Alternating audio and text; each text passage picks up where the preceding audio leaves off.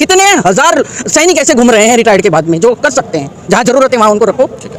वो 30 तारीख के लिए दिल्ली वेटरन्स डिसाइड करके दिल्ली वालों के लिए क्या करना है वो सारा हमारे जो हरियाणा से भी आए हुए सबसे डिस्कस करके 30 तारीख हम डिसीजन लेके वो करेंगे। दूसरा आपने कहा कभी 50,000 आदमी नजर नहीं आए यहाँ, उसका एक सीधा सवाल ये है, जवाब ये है, आपने 10-12 हज़ार आदमी देखे हैं 20 तारीख को, उससे ज़्यादा ही थे। 12,000 को 18 से गुना कर दो, कितने हो गए? एक एक्स सर्विसमैन पीछे 18 आदमी होते हैं। मैं नहीं कह रहा, ये आज तक का सर्वे कह रहा है। एक और ORP की जो पार्लियामेंट्री कमेटी बनी थी कोश्यारी जी की, वो बनी थी कि भाई जो शॉर्ट्स कम सर्विस करके आते हैं। फॉर एग्जांपल मैं 15 साल 8 महीने की उम्र में भर्ती हो गया था एज ए नेवी बॉय, और जब मैं 32 साल का था तो मैं पेंशन आ गया था। 32 साल के बाद ये तो चलो मेरा अपना क्वालिफिकेशन थी, होता है, गवर्नमेंट ने मुझे कुछ नहीं दिया। मैं मर्चेंट नेवी ज्वाइन की या और कोई बिजनेस किया, अपने दम पे किया। इन लोगों की रिटायरमेंट 60 साल की उम्र में होती है। This thing was not meant for officers, ORP was only for jawans, क्योंकि सेना किसी भी देश की सेना बूढ़ी नहीं होनी चाहिए, ये जवान रखते हैं। हमारे अंदर भी ये PMR चला रहे हैं, क्या ये किसी को PMR घोषित कर सकते हैं? जब एक आदमी का बॉन्ड 10 साल का भरवाते थे, उसने 10 साल पूरा कर दिया तो PMR कहाँ हुई? ये कंप्लीटेड इन सर्विस। ये अननेसली की ऐसे डाल रहे हैं, और ऊपर से बोले मेरे जवान को ये, मेरे जवान को वो। ये जवान के सारे पैसे आप खा गए। अब इसलिए जवान को भरोसा नहीं है इन पे। नहीं, अब भी अगर चाहते तो ये बोलते भी देखो आप लोग छूट गए हो, आओ हम आपका साथ देंगे। साथ देने कोई नहीं है। जो पहले आप संख्या बल की बात कर रहे हो, जब ये सत्येंद्र जी को आप बहुत अच्छे से देख रहे होंगे, लगातार हम इनके विचार जो हैं अपने चैनल के माध्यम से आप तक पहुंचाते रहते हैं। और सत्येंद्र जी, आज किस तरह से जो है अपनी ये एकजुट होने की बात चल रही है? ये डागी साहब का फ़ोन आया था, डागी साहब के साथ आए हैं उनका समर्थन करने के लिए, और हमारे बहुत साथी जो है जल्दी जो है बहुत बड़ी संख्या में इनके साथ आएंगे। बड़ी संख्या में इनके साथ मतलब? हाँ, उत्तर प्रदेश से बहुत बड़ी संख्या में इनके साथ आएंगे। तो क्या होगा बड़ी संख्या में? मतलब बड़ी संख्या में जब ये मतलब हरियाणा की तरफ से हेड हैं तो हम इनको मानते हैं।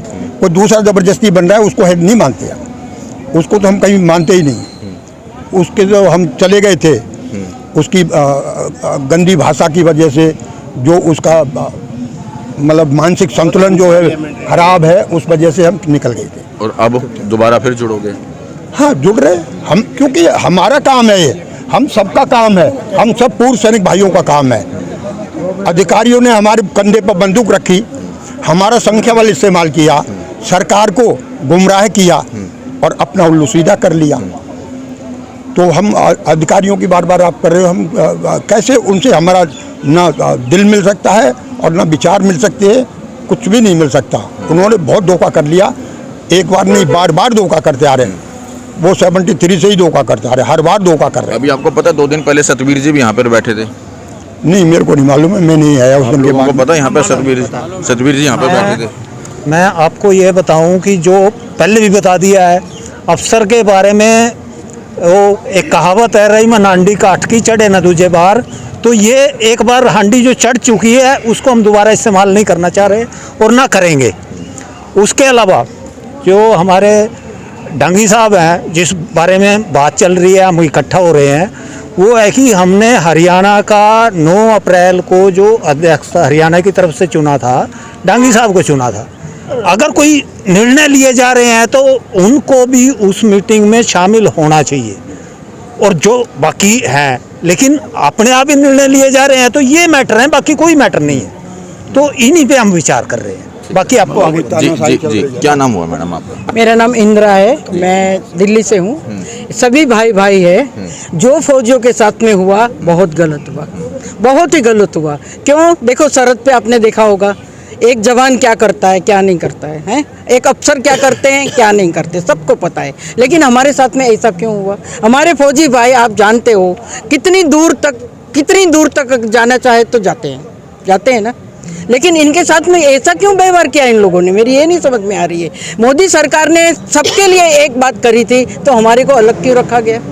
किस तरह से अलग रखा? क्या अलग? 1 रैंक 1 पेंशन में हमें क्या मिला, ये हम बोलते फौजियों भाई को क्या मिला? एक भाई इतना परेशान होके यहाँ बैठने के लिए तैयार हुआ, क्यों हुआ? पूरे विश्व में नहीं होता है कोई फौजी ऐसा धरना लगाया हो, ये इंडिया में हुआ। अच्छी बात है, ये होना चाहिए ऐसा। क्यों नहीं मान रहे हैं लोग अभी तक? इतने भाई दूर दूर से आ रहे हैं, कुछ तो होगा। आप कुछ सोल्यूशन निकालो, रिवीजन करो, आप क्या कहाँ गलती है, किसने करी गलती, फिर उसका जवाब दो।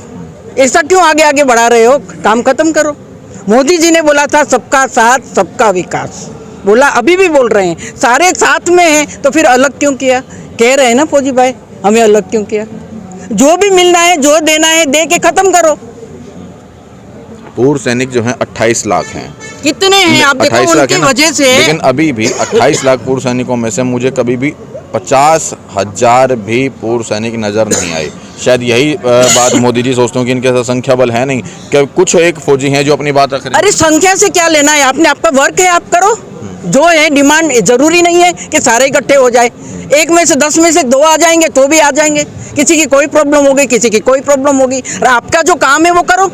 संगठन खास इकट्ठा करने से काम नहीं होता है, आपको रिवीजन करना पड़ेगा आपकी कहाँ गलती है। चाहे मोदी जी की है, चाहे स्टाफ की है, इसको हमें नहीं पता है, लेकिन हमें जो देना है वो दो, खत्म करो बात, बस। लेकिन मोदी जी हमेशा जो है ये बताते हैं कि मैंने जो है जवानों के लिए पूरी चीज की है रक्षा। तो फिर ये कोई ये घर से खाली है जो यहाँ के बैठेंगे?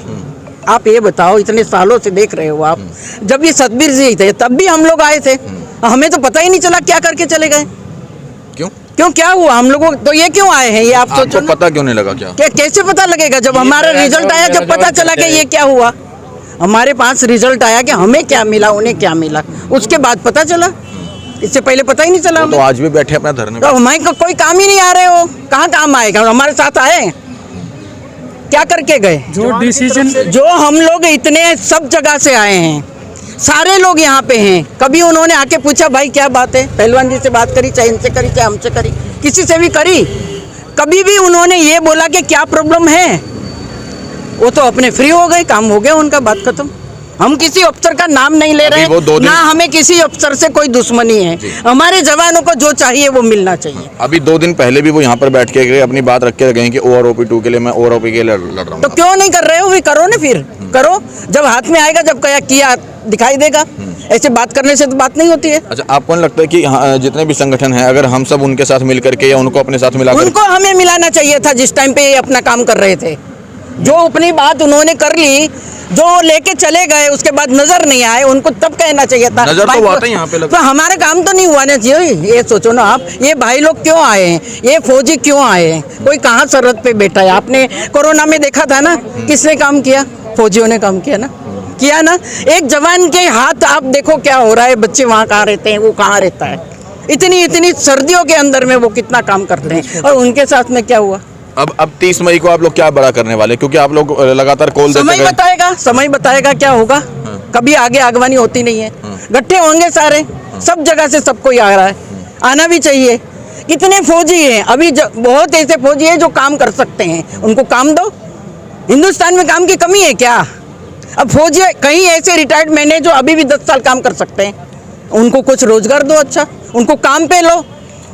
वो भी नहीं कर रहे हैं। कितने हजार सैनिक ऐसे घूम रहे हैं रिटायर्ड के बाद में, जो कर सकते हैं। जहाँ जरूरत है वहाँ उनको रखो।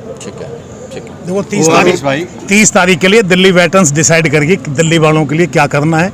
वो सारा हमारे जो हरियाणा से भी आए हुए सबसे डिस्कस करके 30 तारीख हम डिसीजन लेके और करेंगे। दूसरा, आपने कहा कभी 50,000 आदमी नज़र नहीं आए यहाँ। उसका एक सीधा सवाल ये है, जवाब ये है, आपने 10-12 हज़ार आदमी देखे हैं 20 तारीख को, उससे ज़्यादा ही थे। 12,000 को 18 से गुणा करो तो कितने हो गए? एक एक्स सर्विसमैन पीछे 18 आदमी होते हैं। मैं नहीं कह रहा, ये आज तक का सर्वे कह रहा है। एक और ये OROP की जो पार्लियामेंट्री कमेटी बनी थी कोश्यारी जी की, वो बनी थी कि भाई जो शॉर्ट टर्म सर्विस करके आते हैं। फॉर एग्जांपल, मैं 15 साल 8 महीने की उम्र में भर्ती हो गया था एज ए नेवी बॉय, और जब मैं 32 साल का था तो मैं पेंशन आ गया था। 32 साल के बाद ये तो चलो मेरा अपना क्वालिफिकेशन थी, एक वो था, मैं गवर्नमेंट ने मुझे कुछ नहीं दिया। मैं मर्चेंट नेवी ज्वाइन की या और कोई बिजनेस किया, अपने दम पे किया। इन लोगों की रिटायरमेंट 60 साल की उम्र में होती है। This thing was not meant for officers, OROP was only for jawans, क्योंकि सेना, किसी भी देश की सेना बूढ़ी नहीं होनी चाहिए, ये जवान रखते हैं। हमारे अंदर भी ये PMR चिल्ला रहे हैं, क्या ये किसी को PMR घोषित कर सकते हैं? जब एक आदमी का बॉन्ड 10 साल का भरवाते थे, उसने 10 साल पूरा कर दिया तो PMR कहाँ हुई? ये कंप्लीटेड हिज सर्विस। ये अननेसली की ऐसे डाल रहे हैं, और ऊपर से बोले मेरे जवान को ये, मेरे जवान को वो। ये जवान के सारे पैसे आप खा गए। अब इसलिए जवान को भरोसा नहीं है इन पे। नहीं, अब भी ये अगर चाहते तो ये बोलते भी देखो आप लोग छूट गए हो, आओ हम आपका साथ देंगे। हाँ, फिर हम साथ साथ देने कोई नहीं है। जो पहले आप संख्या बल की बात कर रहे हो, जब ये